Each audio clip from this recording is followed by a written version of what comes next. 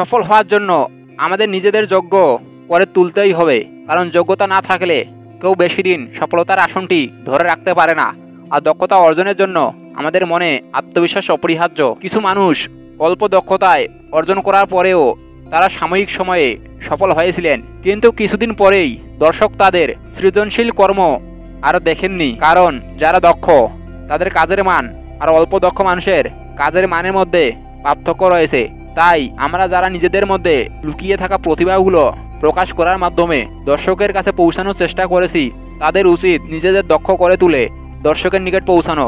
অন্যথায় মানুষ আমাদের বেশি দিন মনে রাখবে না। মনে রাখতে হবে যে যত কষ্ট করে সময় নিয়ে একটি জায়গায় পৌঁছেছে সে ঠিক ততদিনই সেই জায়গাটি থাকবে। সেই সাথে মনে রাখতে হবে সৎ পথে সফলতা আত্মবিশ্বাস অপরিহার্য। আপনার কাছে কি নেই সেটা না দেখে আপনার কাছে কি আছে সেটা দেখুন। হতাশা থেকে বের হওয়ার এটাই উপযুক্ত সময়।